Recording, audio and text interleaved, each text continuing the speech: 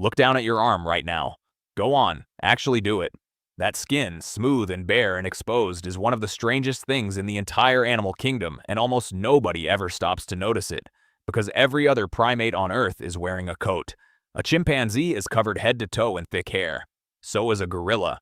So is every monkey, every baboon, every lemur, every ape that has ever climbed a tree in the last 50 million years. And then there is you, practically naked. A bald, soft, pink little animal shivering its way across a planet full of fur.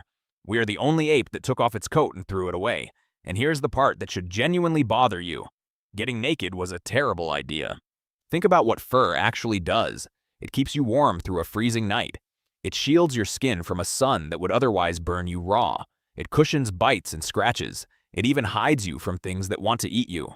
Fur is one of the best inventions in the history of life, and mammals have relied on it for over 200 million years. So when a species walks away from all of that, evolution is basically screaming that whatever we got in return had to be worth more than warmth, more than protection, more than not freezing to death. So what was it? Why would nature strip one ape bare, leave it sunburnt and shivering, and then hand that same naked ape the entire planet? The answer is hiding in something you did today without thinking about it once. Your sweat. Stay with me because this gets stranger at every step. And the real reason we lost our fur turned the slowest, softest ape alive into the deadliest hunter this planet has ever produced. Let us start by being honest about how weird this really is. Losing fur is not a small tweak. It is one of the most dramatic makeovers any mammal has ever undergone. And when you scan the whole animal kingdom for other naked mammals, the list is tiny and it is very strange company to keep. Think about who is actually on it. Elephants, rhinos, hippos, whales, and dolphins. And the naked mole rat, a wrinkled little horror that lives its whole life underground. That is basically the club. And look at what they have in common, because it matters. They are either enormous, so big that their problem is dumping heat, not trapping it. Or they live in water, where fur is useless. Or they live underground in the dark, where there is no sun and no cold wind to worry about. And then there is us. We are not the size of an elephant. We do not live in the ocean. We do not spend our lives in a burrow. We are a medium-sized primate walking around in the wide open, under the direct sun, on two legs, with no coat on at all. We do not fit the pattern even slightly, which tells you something important right away. Whatever stripped us bare was not the same thing that undressed the whale or the hippo. It was something that happened to our ancestors specifically, in one particular place, under one particular kind of pressure. Something the chimpanzee sitting in the shade of the forest never had to face. So to understand why you are naked, we have to figure out what made our branch of the family different. And while we dig into that, here's a question I genuinely want you to answer in the comments. When was the last time you were truly cold? Not annoyed cold. Really cold. Shivering, teeth chattering, cannot think cold.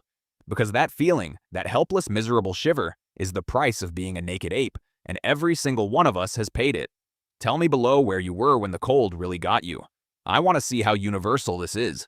Hold that thought, because by the end of this, it is going to mean something very different than you expect. Now, back to the mystery, and to the wrong answers people love to give. For decades, people tried to explain our bare skin, and some of the guesses became famous. Let us knock them down one at a time, because clearing away the wrong answers is how you feel the right ones snap into place. Wrong answer number 1, the aquatic ape. This is the idea that our ancestors spent so much time wading and swimming that they went smooth like dolphins. Trading fur for a sleek, waterproof body. It sounds wonderful. It is also almost certainly false. We do not have the fat layer a truly aquatic mammal needs. We do not have the nostrils for it. And crucially, there is no fossil trail of a water-dwelling ancestor anywhere. It is a beautiful story with essentially no evidence underneath it, and science quietly walked away from it a long time ago. Wrong answer number 2. We lost our fur because we invented clothes, so we did not need it anymore. This one feels obvious, and it is exactly backwards. We can actually date this, and the timing destroys the theory. Humans lost most of their body hair somewhere around 1 to 2 million years ago. Clothing shows up in the record barely 100,000 years ago, maybe less. We were running around naked for well over 1 million years before anyone stitched a single hide together. The clothes did not cause the nakedness. The nakedness came first, and clothes were the desperate fix we invented much, much later to survive a problem we had already created for ourselves. Cause and effect are flipped. Wrong answer number 3, and this one is not entirely wrong, which is why it is sneaky. The idea is that we shed our fur to get rid of parasites. Fleas, ticks, lice, all the tiny things that live in an animal's coat spreading disease. And there is a real grain of truth here. Bare skin genuinely is harder for parasites to hide in, and being able to actually see the thing biting you is a real advantage. But on its own, it is nowhere near enough. Plenty of furry animals manage their parasites just fine and never go bald over it. So this might be a nice bonus that helped keep us hairless once we already were. It is not powerful enough to be the thing that undressed us in the first place. For that, we need something much bigger. We need to talk about heat. So picture the world our ancestors actually walked into. Roughly 2 million years ago in Africa, the forests were thinning out. The cool, shady, easy world of the trees was shrinking, and our ancestors were pushed out onto something new and brutal. The open savanna. Endless grassland under a hammering sun with almost nowhere to hide from the light. And out there, in that landscape, the single biggest threat to your survival was not a lion. It was not starvation. It was something quieter and far more constant. It was heat. Overheating was the thing most likely to kill you on that plane, and it turns out that fur, the great invention, becomes a death trap the moment the world gets hot and you need to move. Here is the physics of the trap, and it is simple and merciless. Every working muscle in your body produces heat. Your brain produces heat just by thinking. Move hard under that sun, and your core temperature starts climbing toward a hard ceiling. Push past it, and your body does not just get tired. Proteins start to fail. Your brain, the single most heat-sensitive organ you own, literally begins to cook. That is heat stroke, and it kills fast. So for an animal on the open savanna, the real evolutionary contest was never only about who is fastest or strongest. Deep down, it was about a much quieter question. When the world turns into an oven, who can get rid of heat and who cooks from the inside? And this is exactly where fur betrays you. A thick coat is a blanket. It is fantastic on a cold night and lethal on a hot chase because it traps heat against the body at the precise moment you most need to shed it. Watch a lion actually hunt. It explodes into a sprint for a few seconds, and then it has to stop, mouth wide open, sides heaving, panting desperately to cool down. That is the problem with fur in one image. A furred animal can only dump heat through its breath, panting like a tiny valve trying to cool an enormous furnace. It works, barely, for a few seconds of effort. It completely falls apart over the long haul, which left a door wide open. A door that our ancestors, and almost nothing else, walked straight through. Because our ancestors evolved something almost no other large animal on Earth has it anything like our scale. Sweat, and not a little. Your skin is covered in between 2 and 4 million sweat glands, spread across your bare body like millions of tiny cooling vents. And here's the thing that ties this entire video together. Sweat only works if the fur is gone. When sweat sits on naked skin and evaporates, it pulls heat directly off your body and carries it away into the air. It is the most powerful cooling system in the mammal world, full stop. But a thick coat of hair would soak that sweat up, trap it against the skin, and the whole engine would drown in its own moisture. So put the two pieces together, strip off the fur, cover the bare skin in millions of sweat glands, and you have just built a biological cooling machine that no lion, no antelope, no horse on that savanna could ever match. That naked skin you were looking at on your arm a few minutes ago, that is not a weakness. That is the engine. And if that just rearranged something in your head, that is the whole point of this channel. We take one ordinary thing about your body, your skin, your sweat, the shape of your legs, and we chase it down until it stops being ordinary and starts being astonishing. So do me a favor and subscribe, because what this cooling engine actually unlocked is the strangest superpower our species has ever had, and it is the reason a slow, weak, clawless ape ended up standing at the very top of the food chain. That is next, and it is the best part. You already know that humans are slow, painfully slow. A deer, a horse, an antelope, a rabbit, every one of them can leave you eating dust in a straight sprint. But now you know their secret weakness, and it changes everything. They are all wearing fur, which means they all overheat fast. They can only run in short, explosive bursts before their bodies start to cook and they have to stop and pant. So our ancestors did something no other predator on the planet could do. They did not try to be faster. They refused to stop. This is called persistence hunting, and once you understand it, you will never look at your own body the same way again. Picture it. Midday, the hottest part of the day, deliberately chosen. A human carrying almost nothing, no great speed, no claws, just a little water and endless patience, starts walking after a big, healthy antelope. The antelope bolts, of course, and vanishes over the horizon in seconds. It is won, except the human simply keeps coming, walking, jogging, tracking it across the open ground. The antelope has to stop to pant and cool down, and just as it does, the human appears again. So it runs again, and stops again, and the human appears again. Hour after hour, under that brutal sun, the human sweats and stays cool while the antelope, trapped in its beautiful fur coat, slowly, helplessly cooks from the inside. Until the moment comes, the antelope's core temperature crosses the line it cannot come back from. Its muscles seize. It staggers, sways, and goes down in the dust, still perfectly healthy, still uninjured, simply overheated to the point of collapse. And the human, sweating, breathing easily, having done nothing more sophisticated than refuse to quit, walks calmly up and finishes the hunt. Sit with the sheer strangeness of that. The slowest large animal on the plain just ran down one of the fastest. Not with speed, not with strength, with bare skin and sweat and patience. The naked ape did not lose its fur despite the danger. It traded that fur for the power to never, ever stop coming.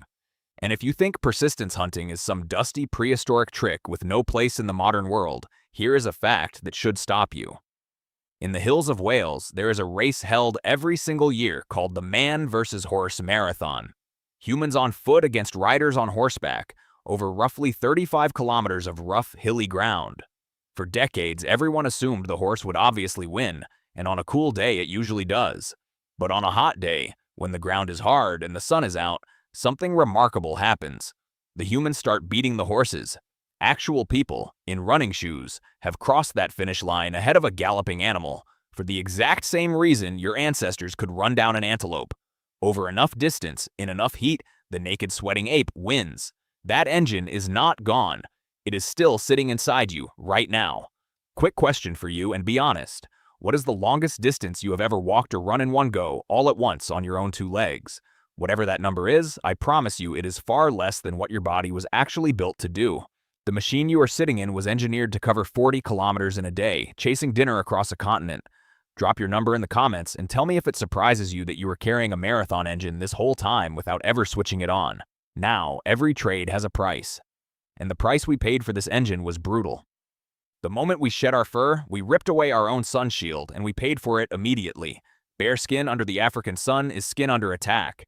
Sunburn, damage, and a real risk of the sun tearing apart the very DNA in our cells. So evolution scrambled to build a replacement defense, and it did it in the skin itself. Melanin, a rich, dark pigment that floods the skin and absorbs the sun's most dangerous rays before they can do their damage. This is why the earliest humans, the moment they lost their fur, almost certainly evolved deep, dark, protective skin. It was not decoration, it was armor. And how that armor later changed as humans walked into colder, darker parts of the world is a jaw-dropping story all of its own that I will save for another day. And then, when the sun went down, the price flipped completely. With no coat, our ancestors were suddenly helpless against the cold. That shivering misery I asked you about at the start, that is the bill for being naked, arriving every single night. And we could not grow the fur back, so we were forced, under real pressure, to invent our way out of the problem. Fire, to hold back the cold dark. Shelter, to trap our own warmth. And eventually clothing, animal skins thrown over our bare bodies, borrowing the fur we had thrown away. Think about how absurd and wonderful that is.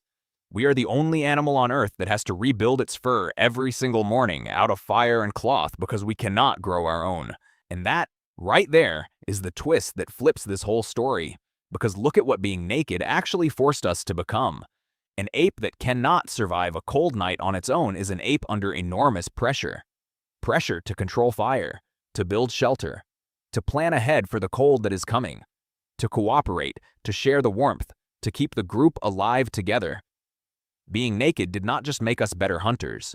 It backed us into a corner where the only way out was to get smarter, more inventive, and more social than any animal had ever been.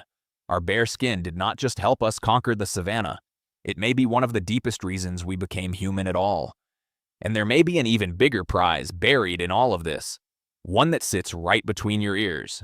Remember that your brain is the most heat-sensitive organ you own, and also the most expensive, the most demanding, the most desperate for a stable, cool temperature. So ask yourself one question.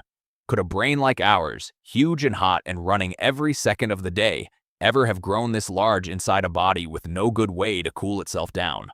A lot of scientists think the answer is simply no. That losing our fur and building this extraordinary sweat cooling system did not only let us run, It kept our heads cool enough for the brain to balloon in size over millions of years into the outrageous, world-changing organ you are using to understand this exact sentence. The same trick that let us chase down antelope may have helped switch on the human mind itself. If this is landing for you, if you are looking at your own arm a little differently right now, do me one small favor and hit the like button. Genuinely, it is the single clearest signal you can send that tells the algorithm to show this kind of deep dive to somebody else who would love it. It takes 1 second, and it honestly makes all the difference.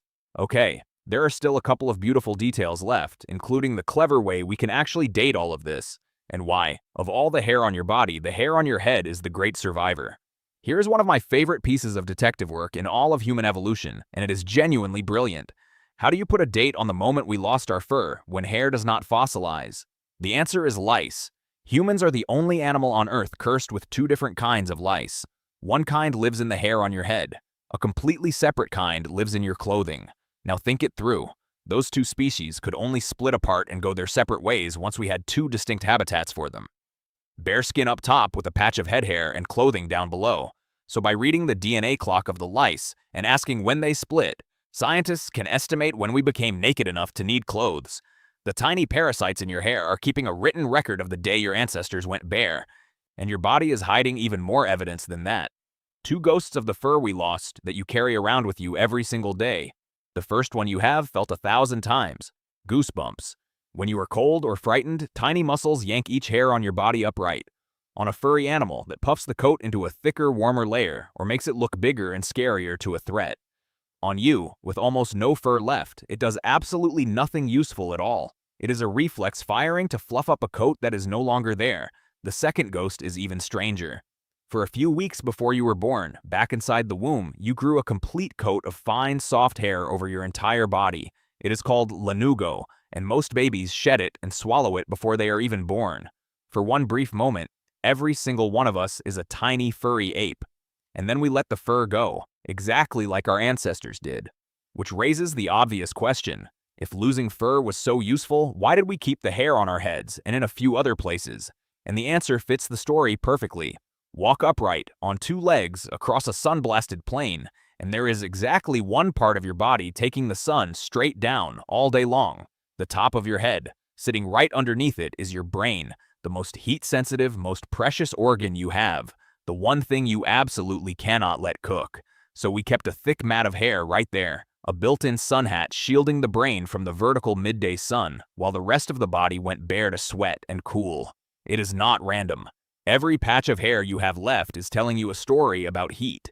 Now, heat explains most of this story, but honesty demands I give you the other big idea, because it is a real one and it goes all the way back to Darwin himself.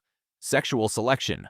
The theory that once we started shedding our fur for cooling, smooth bare skin became attractive, a visible sign of health, youth, and being free of the parasites and disease that hide in a coat. And so mates began quietly choosing partners with clearer, healthier-looking skin, which pushed us even balder over the generations, faster and further than cooling alone ever could. It is not really a competing answer. It is an accelerator. Survival stripped off the first layer of fur. Attraction may well have finished the job, which means your bare skin might be part cooling system and part billboard. So let us go back to that lineup from the very beginning. The naked, shivering, sunburnt little ape that looked like evolution had made a terrible mistake. Look at it again now, with everything you know. That bare skin is the most powerful cooling system in the mammal world. That sweat is a biological engine no predator can match. That nakedness is the reason a slow, soft ape could run down a horse, conquer a continent, and light the first fires. What looked like the weakest body on the savanna was quietly the most dangerous one out there. It just refused to show it in the first 10 seconds. Alright, real debate for the comments, and I want you to pick a side. Team Hunter says we lost our fur mainly to run our prey into the ground, that persistence hunting is the real engine of the whole thing. Team Survivor says no, it was mostly just about not overheating as we walked and foraged huge distances under the sun, and the hunting was a bonus on top. Which one do you believe is closer to the truth? Pick a team, tell me why, and go argue about it below. I will pin the best answer from each side. But here's what I really want you to walk away with. You have no claws, no fangs, no fur. You cannot outrun a house cat off the mark, and standing there on the open plain, you look, honestly, like prey. And yet you carry inside you the most relentless endurance engine that has ever existed on land. cooled by millions of tiny vents in a sheet of bare skin that your ancestors paid for in sunburn and shivering and long cold nights. You are not weak. You were never weak. You are the animal that traded its coat for the entire world, and won that trade so completely that you forgot it ever happened. So the next time you shiver in the cold, or reach for a jacket, or feel a bead of sweat run down your back on a hot day, remember what it really is.